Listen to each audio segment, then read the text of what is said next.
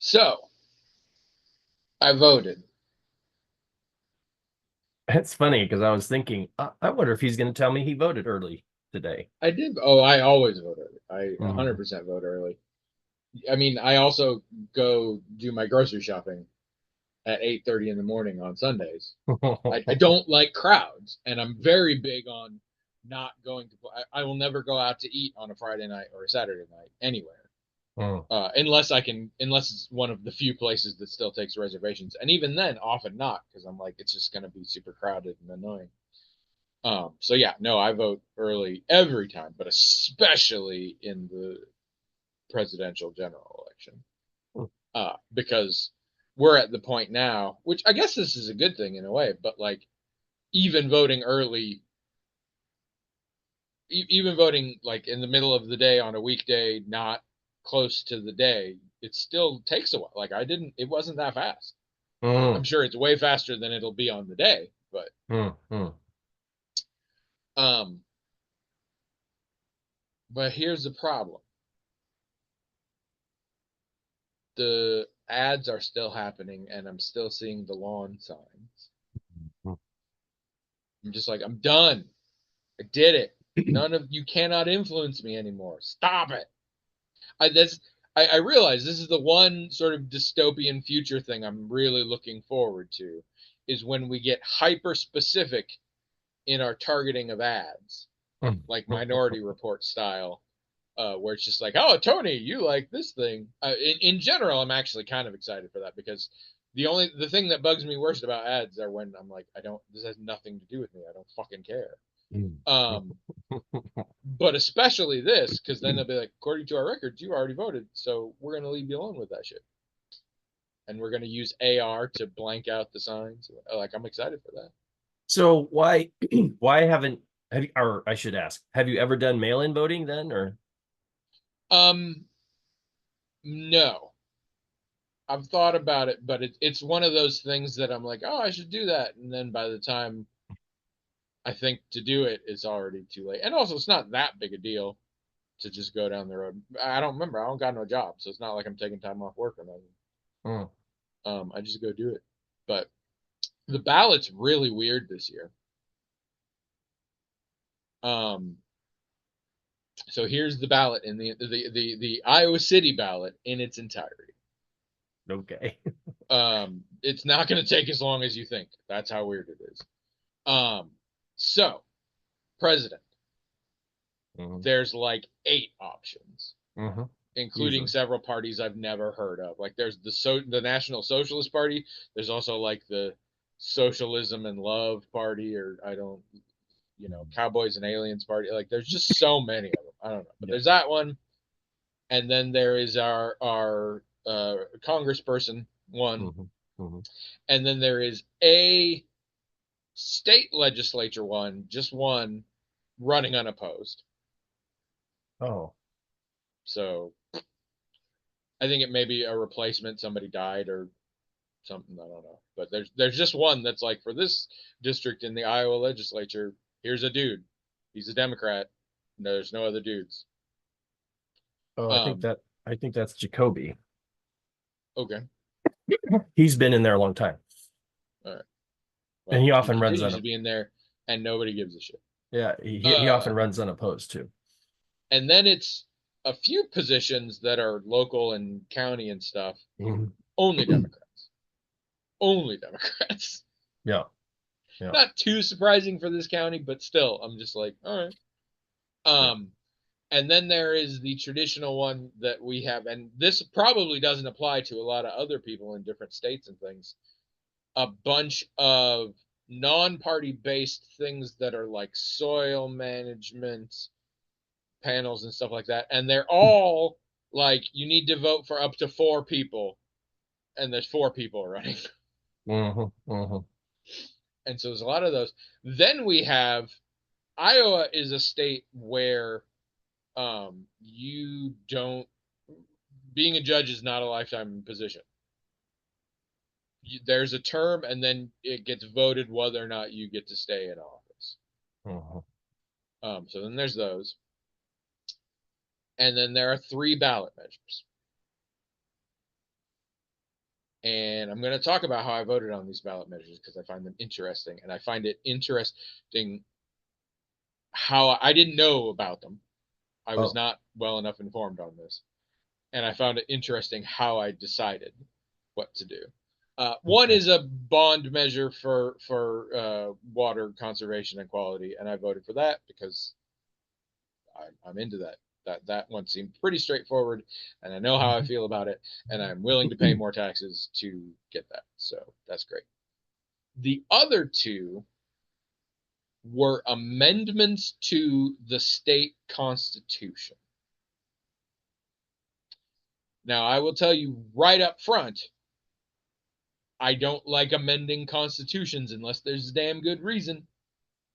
Because almost always when people are like, we should amend the Constitution, and I'm not saying it's inherent in the desire, but for whatever reason, in my entire life, when people want to amend the state constitution, 95% of the time, I am deeply opposed to whatever they want to put in. And these two I voted against, and I can't give you a compelling reason because I can't give you except that I can't give you a compelling reason why they're there. I read the whole thing, and the first one is we're putting in the Constitution that when you're 18, you get to vote in elections. And if you're 17 when there's a primary and you will be 18 when there's an election, you can vote in the primary leading up to that election. And I'm like, other than the 17 thing, which I'm like, okay, fine, whatever. I'm like, isn't that already? But then there were places, and again, nothing I could pick out is wrong, but we were also very specifically talking about uh, U.S. citizens and a lot of that very specific stuff. And eventually, I'm just like, I am it when people want to start getting real specific about who can or can't vote, I'm usually not in favor. I, in general, am in favor of enfranchisement for as many people as possible. And in my experience, the people who are opposed to enfranchisement for many people as possible have specific people they want to disenfranchise that leads to specific results for their specific political party, which is a concept I am vehemently opposed. And then the other one was putting in the Constitution again, if the governor like explodes or dies or resigns or is lost or whatever, the lieutenant governor will be in charge and be governor until the next time to elect a governor. And I'm like, again, I'm like, isn't that the whole reason you have a lieutenant governor? Like, how is this not already a thing?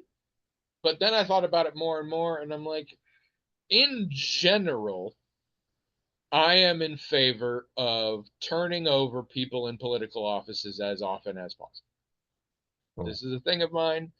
If it were up to me, pretty much every political position would probably have a term limit of like 1 term.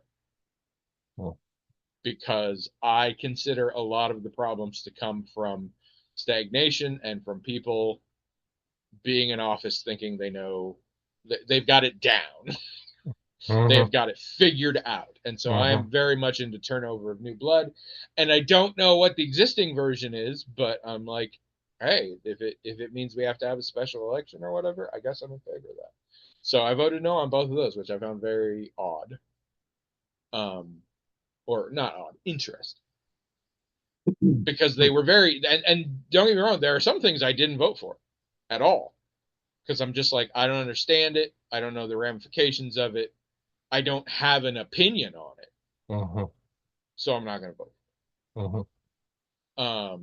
But this one, I was like, it didn't pass the sniff test. I'm just like, there's just something weird. So I would encourage you, if you haven't already, to research heavily into both of those and see Yeah. what's up before you vote. Yes, there are ways to see what's on the ballot, Oh, of course. before Yeah. I I didn't do usually that. But I usually do. do you have any insight into these two ballot measures at this point, or have you not yet done your research The one or not about yet finished? uh I don't think I'm finished because I Yeah. haven't voted yet. There's a lot of other things I want to look at, including the ballot measures, because I like to have an opinion on ballot measures. Um, the I was actually surprised to find out that Iowa, like you, I was thinking, well, what do you have a lieutenant governor for if it's not just like, they become the governor or whatever. But what I've seen in reporting, I haven't looked at the Iowa Constitution to verify it for myself. But what I've seen in Yeah. reporting is that there isn't actually a very clear line of succession from the governor. That something like a special election would have to be held. Um, and so that's what this is about. It's like, well, we need in the Constitution to be clear, because I think what probably would happen is what everybody thinks would happen, but it's the Constitution doesn't say it should happen, right? So in a way, yes, we do have a lieutenant governor so they can take over when the governor's incapacitated, or if the governor dies, they'll take over. That is why we have a lieutenant governor, but it's not in the Constitution Okay. that should be how it is. Well, And that makes me feel more comfortable because if it is a non-controversial ballot measure, which it sounds like this is, then me voting against doesn't, like, I'm like, if this really is pretty straightforward and there's not a lot of arguments to both sides or whatever, then I'm not worried. well, but And if also there is a controversy, I don't want to vote for it. yeah, So but you make an excellent point. It would be perfectly valid for someone to look at this and to think, oh, they just want to codify what they would do anyway, and I'm okay with that and say yes. But for someone to go, hey, wait a minute, maybe I would like for there to be a special election. Maybe I would like for there to be other options, and I don't want the Constitution to lock us into one way of doing it. yeah. That's actually quite clever, and smart, I think. In fact, you talking about it has made me think about it a different way. I hadn't really decided which way I was going to vote on it, but I think in my mind, I was thinking, well, they're just putting into code what they're going to do anyway. But now that you've mentioned it, it's like, yeah, but they don't have to do that. Maybe I would like for there to be other options. Maybe I would like for someone to be able to say, hey, I challenge this. I want there to be a special election, maybe because I'm with you. I'm in favor of things turning over, right? And I'm in favor of having more options to decide what's going on with, like, the order of succession. I mean, if someone's elected into an office, fine, but if they're incapacitated or if they die, okay, so then what, right? Because what happens next typically has nothing to do with an election, but maybe it always should. You know what I mean? So House of Cards, they just put your wife in. So I really appreciate you talking about that, because I do think, I mean, again, I hadn't decided, but I really wasn't thinking in terms of, well, maybe I like that they are not specific. Maybe I would like for someone to be able to legally and without violating the Constitution challenge, just putting the next person in. Well, I'm going to think about that. I appreciate. Now the other one,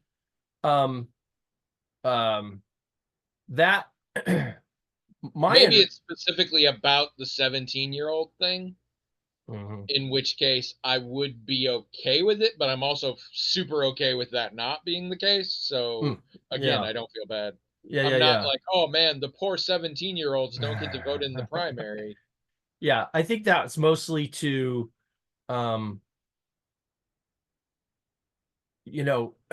it seemed the debate, and both sides have been concerned about it, but one side's been more concerned about the other. And by that, I mean, one side feels like they benefit more from a youth vote than the other side, right? Mostly the Democrats, and feel like, well, we want young people to be involved in politics and so on. So, this will be something nice for them.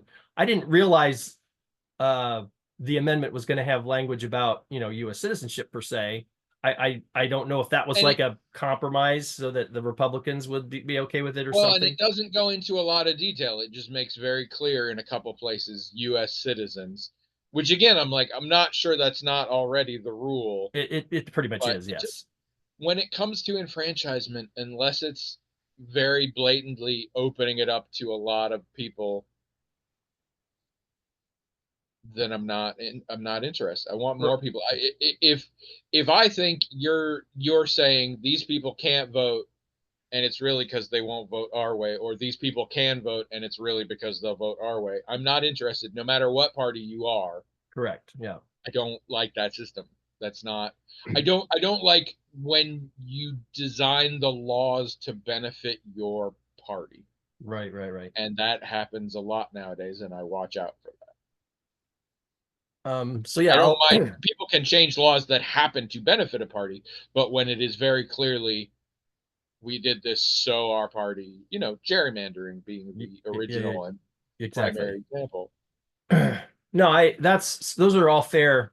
So yeah, I'll think about some of that stuff why I consider those particular amendments also, because I think those are fair and good considerations, similar to the kind that I like to make. And then of course the local bond issue about funding air, soil, and water quality or whatever. I mean, that's I mean, I think most people support that principle. They can ask questions though about, well, how much should it be? Who are you spending it? What are you spending it on? Yeah. And so those are the things I look at to make sure that, I mean, I'm definitely in favor of the cause, but I want to make sure I'm in favor of, how they're doing it. And then, I'll decide based on that. And there's my voting. I do some research. I probably do more research than a lot of people, but I do less research than I should by a long shot. My voting style, the shortcuts I use instead of research have changed over the years. I used to, if somebody was running unopposed, or if it was, vote for up to 4 and there's only 4, I would just vote for all of them. I don't always do that now. And here's one I'll throw at you, and you really may not like this one. Other people really might not. If we had a larger platform, I might not even say it because I could get trouble for this one. But I used to just say yes to all the judges. Yeah, let them stay in. And then I said no to all the judges. Get them out. Just every single judge. Because I never know a single judge. I never know who they are. I have never seen the name before. I know nothing about them. I changed. I can't remember if Trish told me about how my father-in-law does it, or now maybe she and I had this conversation one time. Hypothetically, I do it. But you want to know what I do now? Sure. I say no. I vote out every name that looks male, and I leave in every name that looks female. Because I'm like, I don't know what's going on. In general, I am in favor of turnover. But at this point, if I can put more power in the hands of women overall, I consider that a social good. And I know a lot of women in politics who have opinions and political positions that I hate. But from a representational perspective, I'm like, until we've got some sort of parity, in absence of other evidence, I want to give the power over to women. And I mean, if there was an easy way to see how many of the candidates weren't white, I'd probably do that as well. But that's harder to do by name. They all got very white sounding names. Well, I think in Iowa, since it is very hard, it's not very hard, but it is a burden to say follow all the cases of these people that you could vote in and out to decide, well, yeah, I like how they decided that. I like how they decided that. And the truth of the matter is, unless a judge has got some real scandal, has done something which you would hear about, these people are probably following the law. It probably doesn't even matter if they're Republican or Democrat. So most people in Iowa that I've known have one of two principles, and you mentioned them both. One was, well, I would actually rather our judges, not have to worry about being reelected. So I just, a matter of course, vote to retain them all. Or conversely, I like turnover, so I always don't retain them. But I have met other people who, since you're not really voting on them as in what they do. You're voting on some principle of I like to retain all the judges or I don't like to retain any of them. Well, pick any other principle you want, including Yeah. I'd like to be some gender parity in the court. I mean that's a perfectly good principle. And in general, I don't like the politicization of judges in the first place. I don't either. I And agree. and almost everyone agrees with me, especially a lot of big time politicians in terms of what they say. But what I have learned is most people consider judges to be politicized when they give judgments that they don't agree with. Yeah, right. And not politicized if they agree with them. Right. And so I have in Supreme Court decisions, I have had times where I'm like, I hate that they made this decision. It's a tragedy. This is awful. I don't agree with it. I do see the legal and constitutional argument for it. Right. And that doesn't mean the judges should have voted differently. It means the legislative body, this could be state or national, needs to make laws that fit within the Constitution and or amend the Constitution. It's Right. not the judges should change their mind.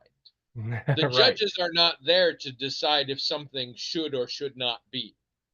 Correct. But And I do not want them to be there deciding if something should or should not be. right. They need and to decide the legal merit based on the existing law. and most judges do that.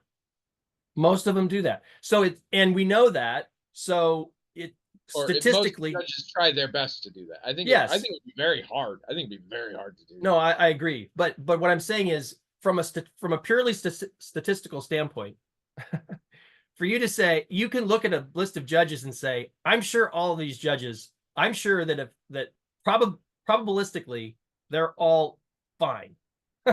So I can use any principle I want, any preference thing I want, because it's not going to be about getting a better judge or a worse judge. And so if you think, well, I want some gender parity, that's perfectly valid, especially if, the sooner that happens, the sooner you won't have to vote that way, because there will be gender parity or maybe even a majority of women in this. You know what I'm saying? When we get to the point in our society where men aren't dominating a field like this, then you don't have to use that principle to vote anymore. I do believe the year the courts ratified gay marriage within Iowa, I voted them all back in. I was like, you deserve a reward. Well, and that is wholly subjective on my part, not based on any legal argument. I was just like, fuck yeah. I like you guys. Well, I also voted to retain that year because, first of all, it seemed like I couldn't see how it was the wrong legal decision, right? Like, and there were active campaigns to get them out because of the legal decision. Yeah, like, I mean, I think one of the justices even said, "Look, I'm a Christian, and I believe this about marriage and whatever, but this is the law. We can't exclude certain people from the institution of marriage based on religious grounds. We just can't do that." So I knew that, and it seemed like sound legal. I didn't know why these people should be punished and their jobs taken away because they follow the law.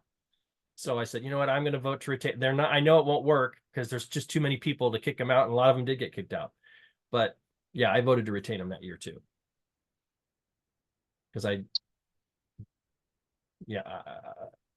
not just to reward them for doing a thing I liked, but to reward them for doing their jobs. They just did their freaking jobs. Proof that they had done impartial and correct things. So yeah, right, so right. They should be rewarded for doing that. No, I did it for purely. Well, I also thought it was the right decision, but you know what I'm saying. It's like, this is ridiculous. Voting someone out because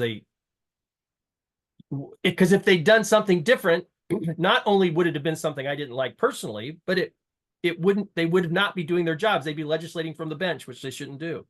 So yeah.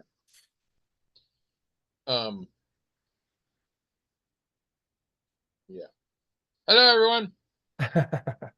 Welcome to Magical Talking Hat Podcast, the only podcast in the world that keeps you from sleeping. That's us espresso. Espresso. I love US espresso. I love making viral pop culture references 6 months after they were relevant. I don't even know I'm what you're talking Tony. about. And I'm William, and this is episode 711. So there is a song by a musician named Sabrina Carpenter called Espresso that was a major anthem of the summer, uh, in which the reference to espresso in the song itself is simply a recurring line that happens twice each chorus that says, uh, "Say you can't sleep, baby, I know that's that me espresso." Me. Oh. That's that me espresso. Yeah, it's ridiculous. And that was the thing. The song is an absolute bop, and I don't deny that. It's a very standard sex bomb, all the boys love me and I couldn't care less sort of deal. But it's a good song. But there were two prongs to its viral thing. One was like this song kicks ass, and the other one was like these lyrics make no sense.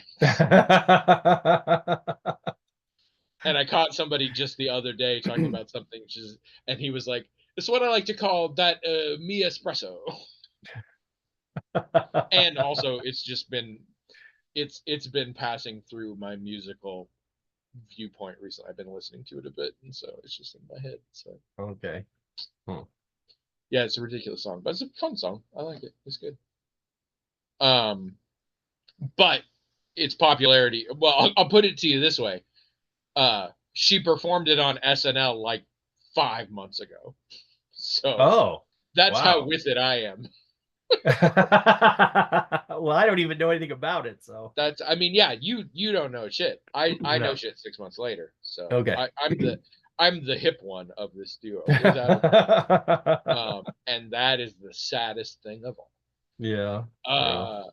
For those of you just joining us, you hopefully have a really good sense of what's going on based on what you've heard already. But in a shocking twist, we have a hat. It is magical in that it has its own email address, themagicaltalkinghat@gmail.com. People write in, although I'm guessing nobody wrote in this time. I didn't actually check today. No. But people sometimes write in with emails, with the comments, questions, topics, whatever, should they want us to talk about. And the hat magically forwards it to us and makes us talk about it. And we talk about it until we're bored. And that's the show, except when we don't got anything. And then this other stuff.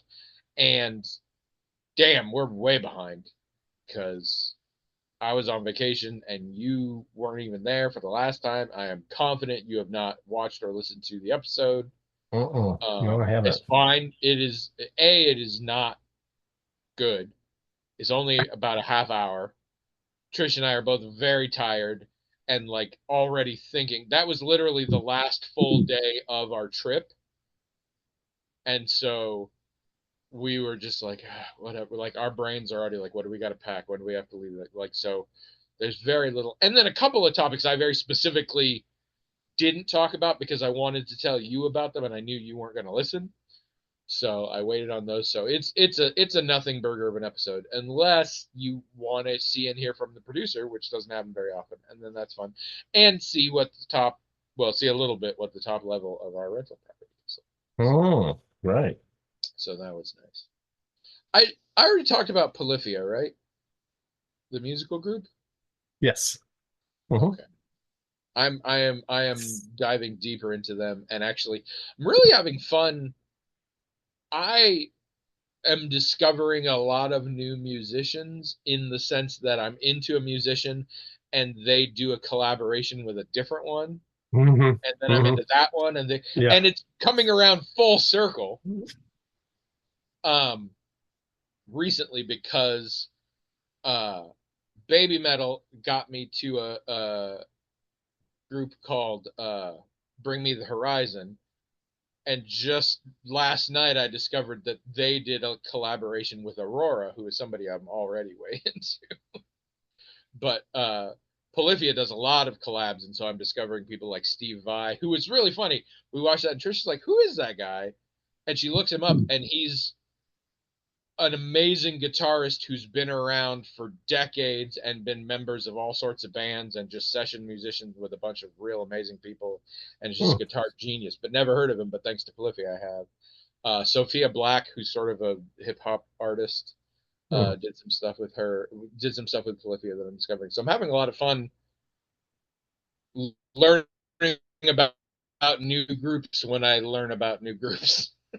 Yeah. And it's pulling a lot of new music by it, which I'm really enjoying. But again, highly recommend Polyphia to anybody who likes a lot of guitar work and metal, or metal tinged rock, or metal tinged EDM, that kind of thing.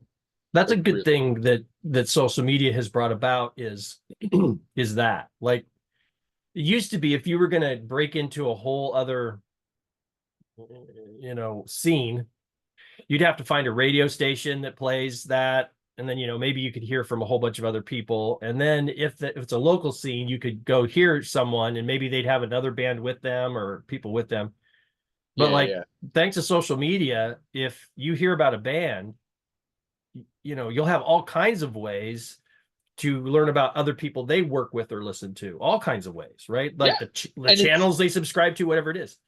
Yeah, and it's that hustle now, because also it's a lot harder to be successful as a musician, because you don't just sign with a company and they handle your publicity and everything.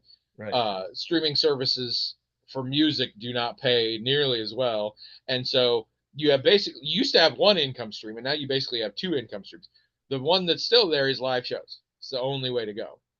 But the other one is, now, if you have a successful enough YouTube channel, you can make money off of that doing music.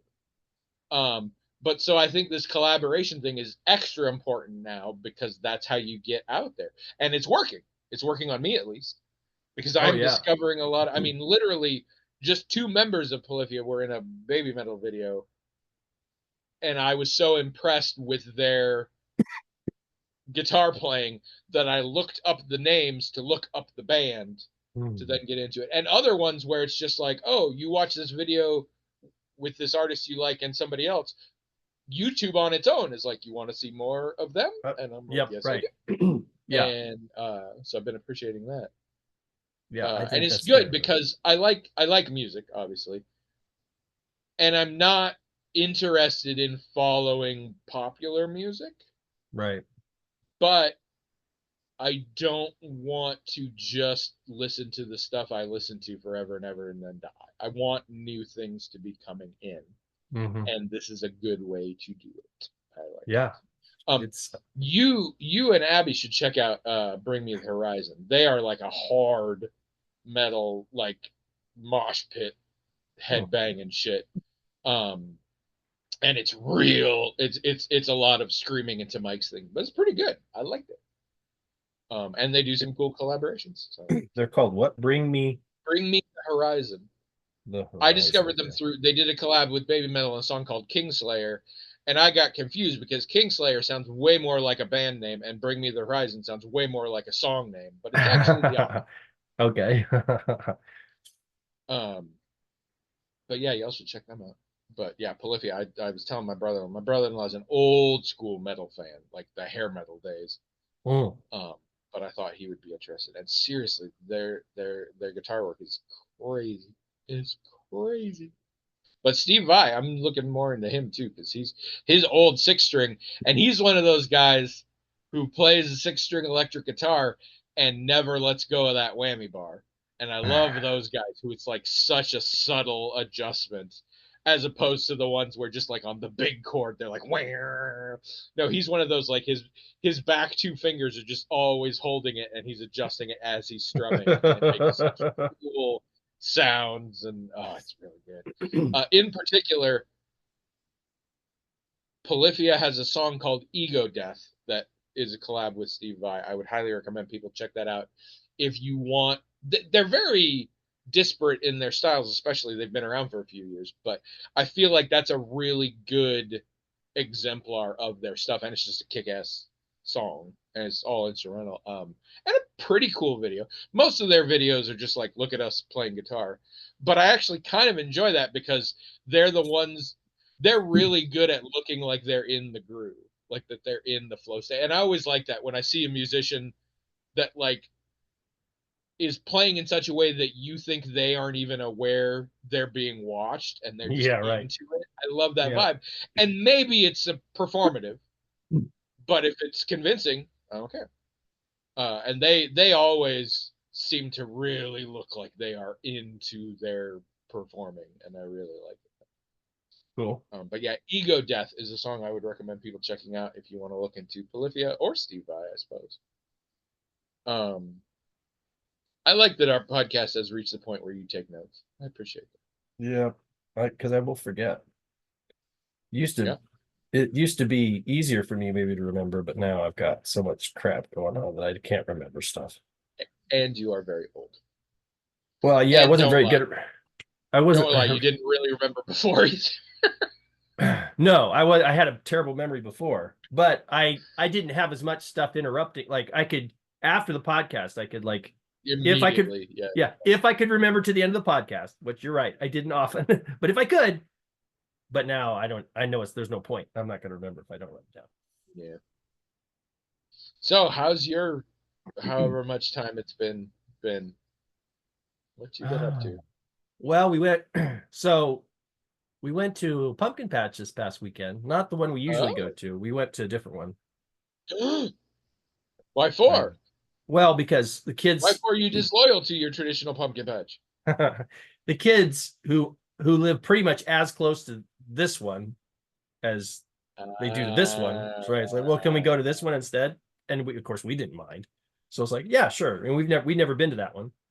And the one we went to, Bloomsbury, I want to say it's called, huge, just this huge sprawling thing with all kinds of stuff going on in it and stuff, which in some ways was an improvement, right? Because the one we go to, it's got stuff, but not as much stuff as this. But also it was kind of not, because it was like too much stuff. Like there's no way you could do all the stuff. But that's the way to get people there, because otherwise you can just go to the grocery store and get pumpkin. It was really crowded. You gotta entice people to go to the farm. Yeah. And it was very crowded, and so, but it was fun. But like, did I prefer it over the smaller one that's just 3 miles away? I don't know. I mean, if the kids want to go back, that's what we'll do. But I'm perfectly happy with the one that's nearby here. But we do have some pumpkins now, and we'll be carving those in a week or so. But it was fun to take the grandkids there and stuff. So that's really the biggest thing we did. We haven't been watching very many like movies or TV shows, for the Halloween tide that are scary or whatever, because we can't find any that we think are any good. But we did start watching this show. It's got like 7 seasons from the Travel Channel. Is that still a thing, the Travel Channel? Probably. Okay. I mean, are TV channels still a thing? I don't watch any of them. Oh, well, right. But anyhow, called Paranormal on not caught on tape, Paranormal caught on camera. Paranormal caught on camera. That's pretty interesting stuff. I mean, a lot of times it's stuff you're like, no, there's nothing impressive about that. Or, yeah, that's fake. That's staged or whatever. But sometimes you're like, I don't know. I don't know what that is. That is an interesting thing that someone caught on camera, and I can't. It's never anything that makes me go, oh, that has to be paranormal, or that has to be aliens, or that has to be, like that. The only explanation is paranormal, but it is interesting. Is that can you envision evidence that to you would convince you of the paranormal? Because I can't. I mean, other than firsthand, I can't imagine seeing something on a screen.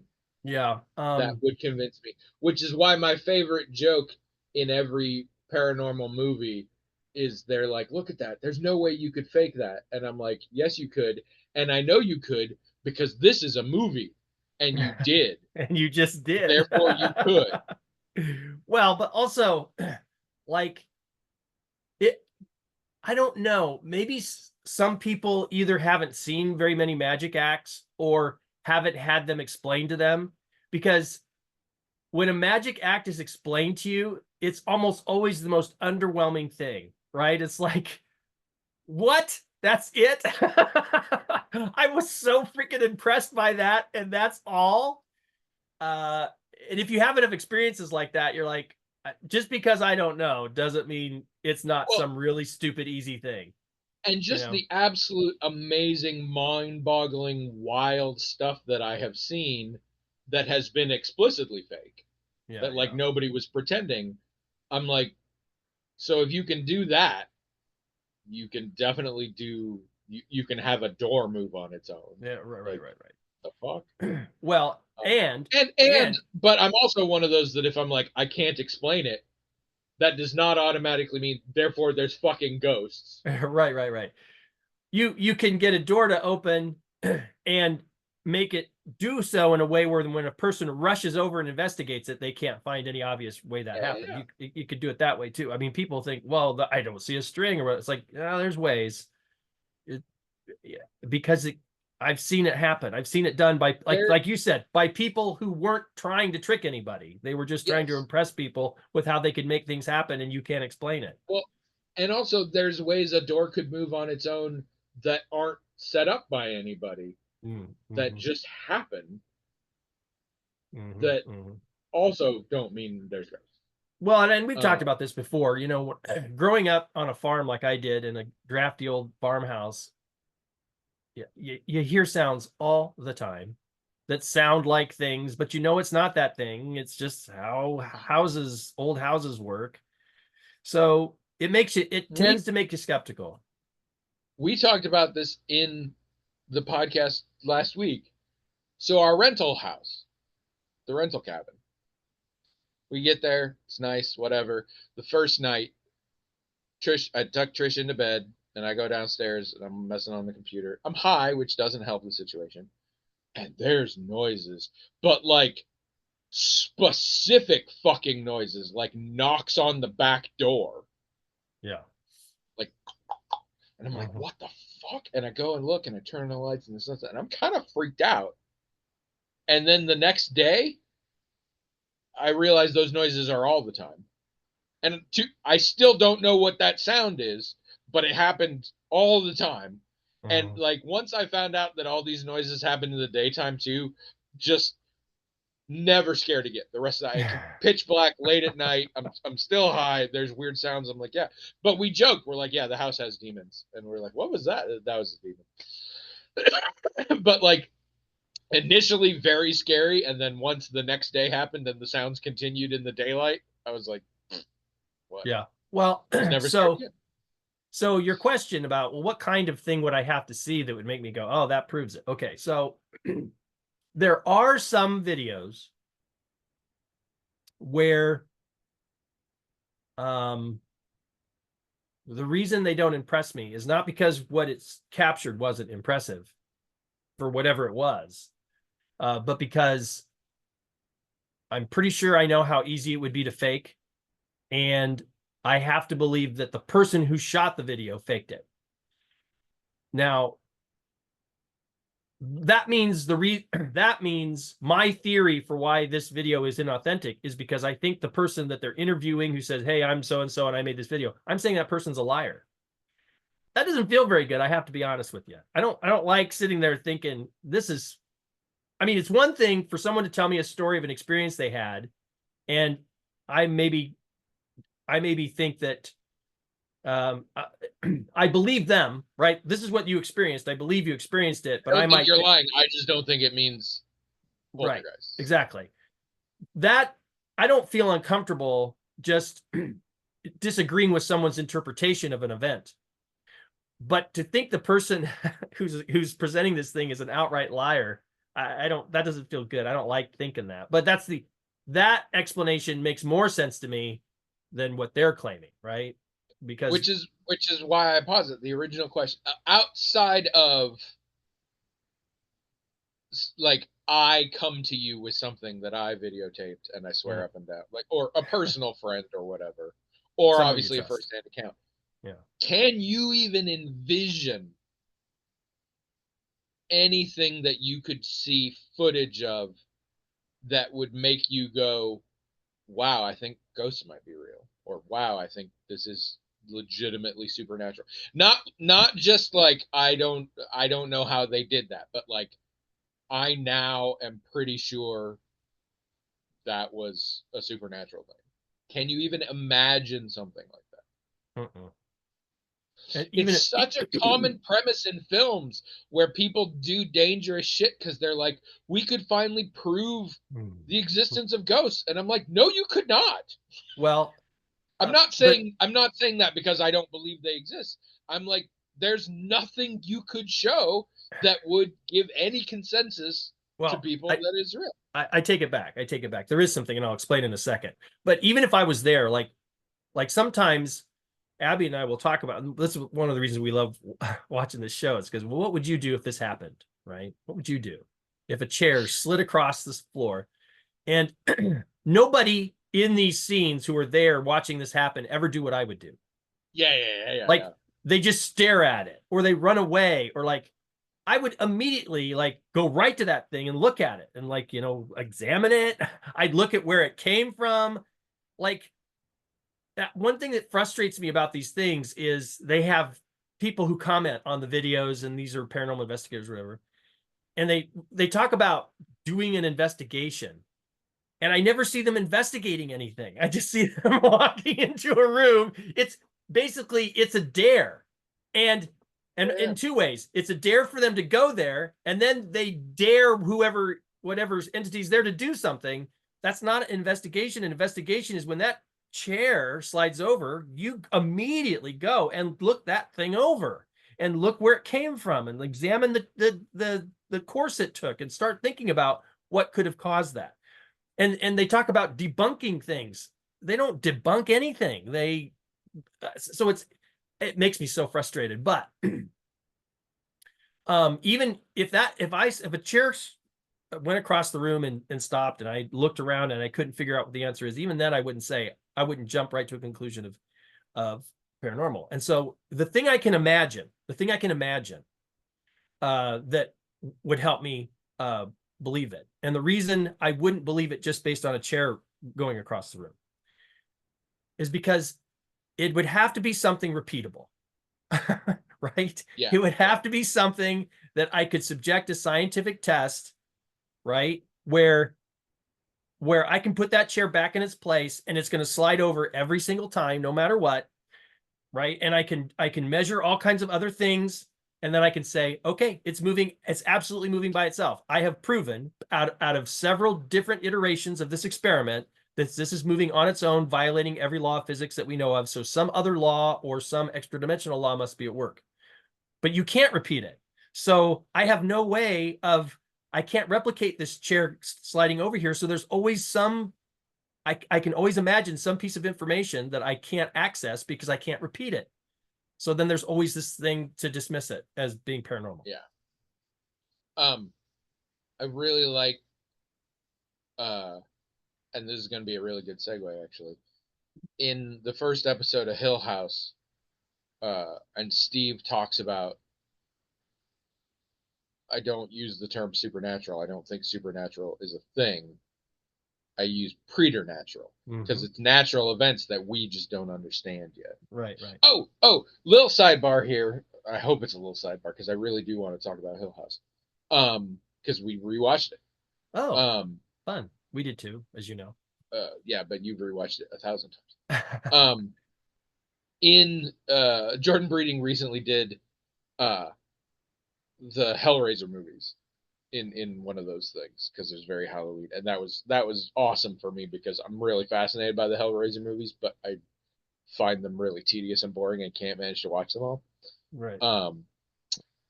So it was really fun to sort of see the stories there and all that. But he took a little detour talking about the concept of objective truth, and it's basically a Foursquare thing where your axes are if something has an objective truth or is subjective, like something has a definite answer, or it's something that is a matter of opinion or whatever, or a matter of Hmm. subjective perspective or whatever. And then the other axis is we know it, we know the answer, or we don't know the answer. Mm. And so something has an objective truth to it and we know it, that's a fact. Yeah. Like we know this thing. Hmm. Um, something is subjective and we don't know it is nothing because you can't have an opinion on something you don't know anything about. Like, what do you think of my mom's spaghetti sauce? Right. You don't know. Right. Um, Ignorance. It's uh, just ignorance. yes, subjective things that we know are where opinions come in. Right. Just in general, we know this is a situation, but there's a category of objective things that we don't know. And that is where theories and faith come in, and people don't realize it. So, you, by this definition, you cannot have an opinion about whether aliens exist because they either do or they don't. And we don't know. So, Right. you can just have a theory or have faith in it. Um, most anything that's binary like that. God, I suppose, is the same thing. You can't have an opinion on whether or not God exists. You can have faith that he does or a theory that he doesn't, but it's not an opinion because it is, there definitely is a right answer, Mm. but also we don't know what that answer is. Yeah, And that's I a found helpful that, way to think of it. yeah, and because a lot of people are like, that's your opinion. No, opinion is a subjective thing, and whether or not God exists is an objective thing. It's just an objective thing we don't know Yeah. as Yeah. people. Yeah. Yeah. um and I found that to be it's a very interesting perspective, and it's especially in this sort of political era when people make statements. It's very interesting to be like, because people talk about things like they're facts when they're actual opinions. I'm like, yeah, and sometimes it's also just theories that they talk about as facts or that people respond to as opinions. And it's like, no, it's not opinion. There's definitely an answer. We just Hmm. don't know it. Yeah. So I found that very interesting. Yeah, that's very helpful, especially since like kind of the as a person who liked nonfiction when they were young and sort of found a way to appreciate fiction later in life, that's the avenue that I took. Those things that would have to have an answer, but we just don't know it.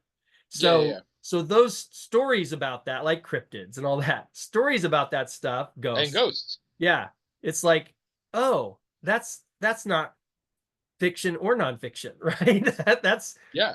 That's There's interesting to me. definitely a right answer. Yeah, We yeah, just yeah. don't know what it is. And the people who tell those stories, um, they don't think what they're saying is fiction, and I don't think it's fiction either, even though I don't think it really happened like that, right? So it's like, Yeah, yeah. huh, how interesting. Yeah, I love It's a that. theory. Yeah, Yeah, no, I love it. and I I think love it. that's a really useful tool. But I want to Thanks talk for about that. Hill House Okay. because we watched Hill House. Mm. And I got issues. Oh, okay. Um, but I want to open with this. Tremendous show. If you have not seen it, I highly recommend you see it. The performances are brilliant. The filming and production values are incredible. The work that has gone into it is super impressive. It is I was going to say objectively, but it is, in my opinion, a very good show. Yeah, I think so too. However,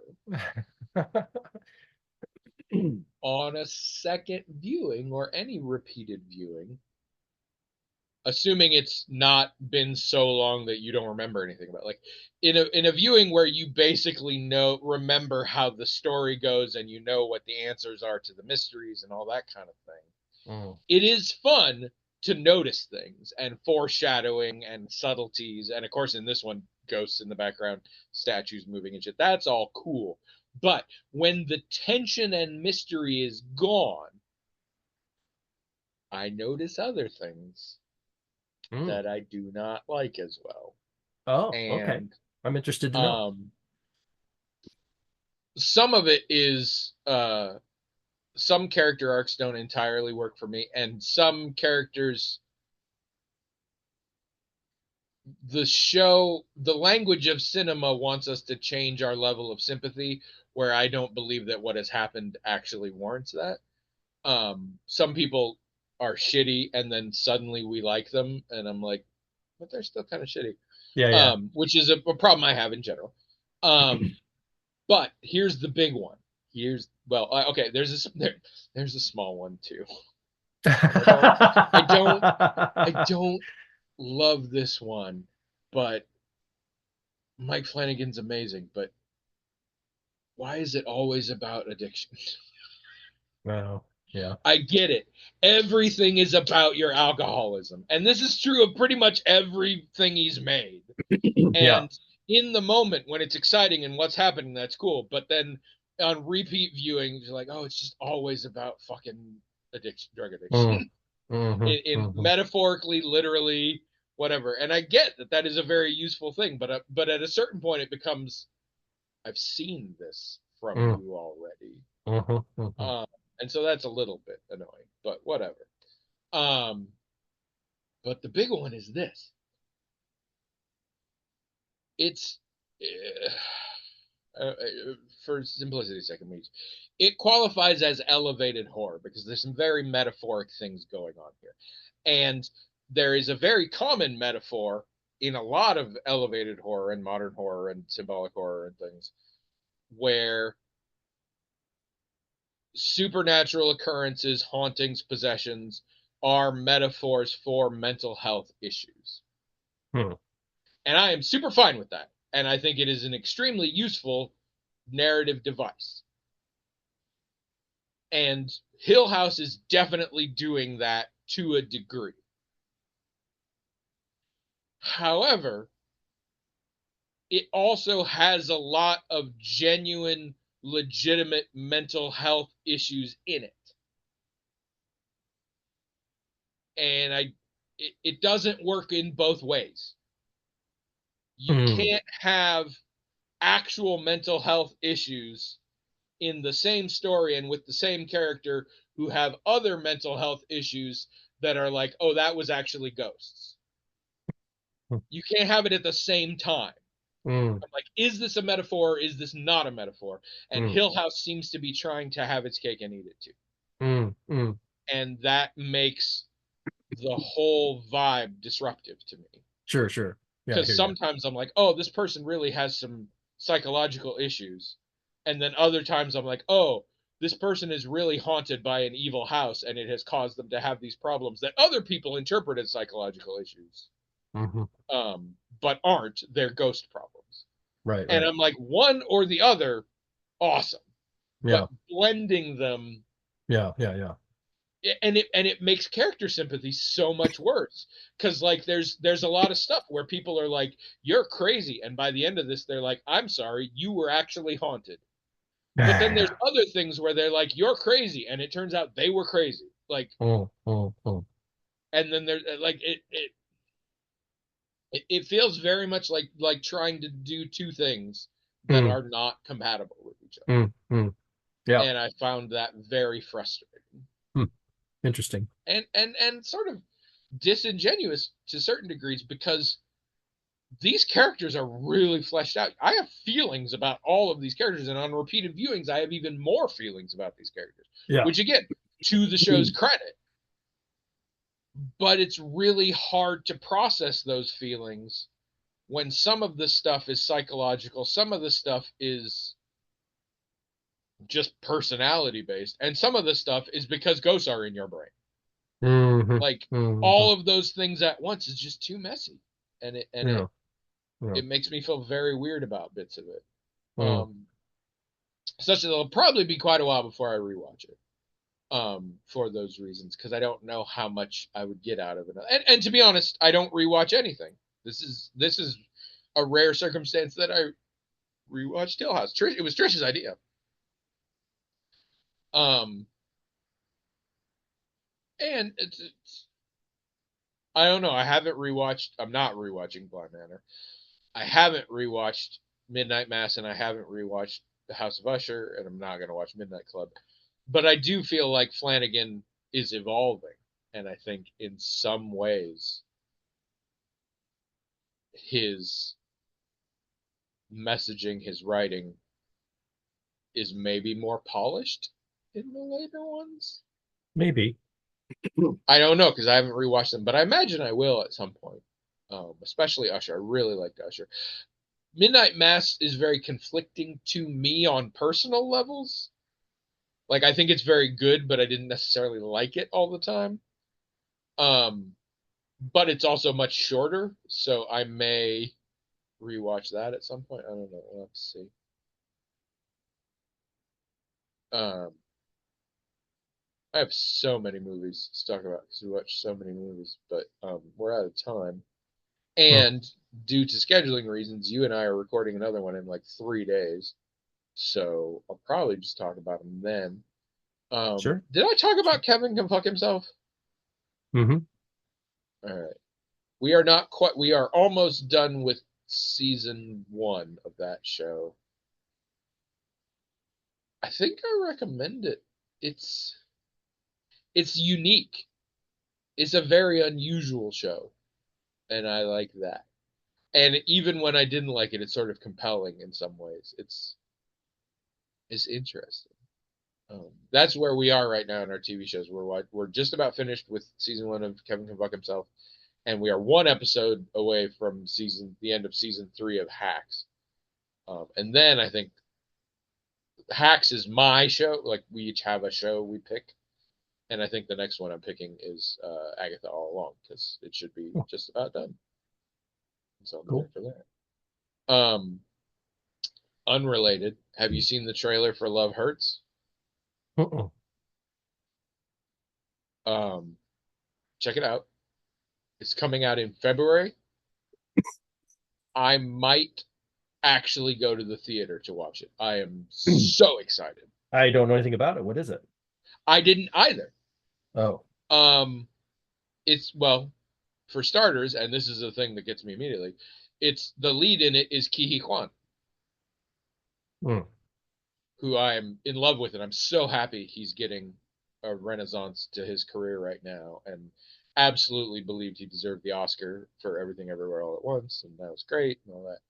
And it's basically he's a very successful real estate agent, and then his past comes back to get him, and it turns out he used to be like a killer or whatever, but he left that life behind. It's that kind of story, which makes me a little nervous. I'm like, is Ke Huy Quan being typecast as a nebbishy little dude who secretly knows a lot of martial arts? Because that's a weird niche, but you just got to see the trailer. It just, I mean, I adore him. I think he's a tremendous actor, and I also just think he's so fun to watch perform straight up. Even back in the day when he was a kid and was put into vaguely problematic roles, he was always just so fun. I haven't watched Temple of Doom and never will, but I've seen clips, and him as Short Round was amazing. Data from Goonies, amazing. Both of them horribly problematic, but his performance is wonderful. And season 2 of Loki, he does a great job. He's everywhere right now. And I love him to death. And I probably would see just about any movie that he's the lead in, but this just looks real. It's that action comedy vibe, and it just looks real fun. And I really want to check it out. Okay. So, yeah, I people talked about there was some movie Love Hurts and they're excited or whatever, and I was like, whatever, that title on its face, I probably wouldn't be interested. Right. Um, and but then it was popping up, and the YouTube thing said Ke Huy Quan. I'm like, oh, what the crap is this? So I looked it up. I'm like, oh my god, seeing this movie. I might actually go to the theater to see this movie. I'm so excited about this movie. Um, but next week we can talk about the 1,000 other things that we watched on vacation, including the Borderlands movie. Oh. Huh. And counter to what I said, I did spend $10 on it because I was so excited to see how terrible it was. I do regret spending $10. Um, yeah, I mean, yeah, I'm not going to go into everything, but it's as bad as you think it is. It's real bad. Okay. But we can talk about that next week. All right. You got to stop us, people. Email us, themagicaltalkinghead@gmail.com, or else this is what happens just all the time. And it's Nobody wants this. I don't want this. William doesn't don't- want this. we Not don't that want care this. what William wants, but No, right. I don't are even you care what I want. familiar with the show Hot Ones? Yeah. Yeah. They did an episode with Peter Griffin. How did they do that? I don't know, Oh, but he was animated and nothing else was animated. I've Hmm. only seen a clip from it. I don't intend to watch it because I don't. Why would I? But yeah, it was total live action. Sean Evans is there and he's just him. And then Hmm. they just had an animated Peter Griffin sitting in the other chair. So Hot Ones, that guy asks really good questions. Yeah, that guy is an amazing interviewer. He really is. All hot wing shit aside. Yeah. And you can tell that because almost every guest is like, holy shit. When, like, at least with one of his questions, they're like, where did you learn that? Or, oh, I never even thought about that. Like, he's, yeah. Yeah. Yeah. It's like, it's almost a shame that the hot wings are kind of getting in the way of him answering some of these really good questions, but it's fun. It's fun. We watch it sometimes. There is a part of me that I used to really enjoy the various videos of people eating way too hot chilies and like losing their fucking minds. But at a certain point, it literally just looks like torture. And so it started being a little less something I was into. A Hot Ones hits right the level because I'm like, they know what they're getting into, and it's very gradual and deliberate, and they can stop at any time. And so I kind of I enjoy it for that. But yeah, I do. YouTube tries to throw them at me, and it's very much like, is this a person I actually want to see talk, or is this a person that it looks like he's not going to be able to handle? I can't help it. It's I guess a guilty pleasure, as it were. But. Well, I only knew of one other like hot pepper game reviews or something. Yes, and they finally stopped for their own health. That channel actually something. I was watching a video. That Weird History Food channel. I really love that Weird History Food channel, and they did a history of hot sauce basically, and they talked about hot pepper gaming was at the forefront of the era where we were all about the hottest peppers and making everybody suffer and all that shit. And I watched that show regularly. I watched that every episode. And I remember when they stopped, and they basically stopped because they were all 20 somethings, and they're just like, we are getting too old for this, and it is no longer worth making each video for how much we suffer during and especially after. And at least one of them, their doctor was like, you cannot keep doing this. Yeah. Because they were very white young people. Yeah. But yeah, I remember watching the shit out of that show. All right, people, we're out of here.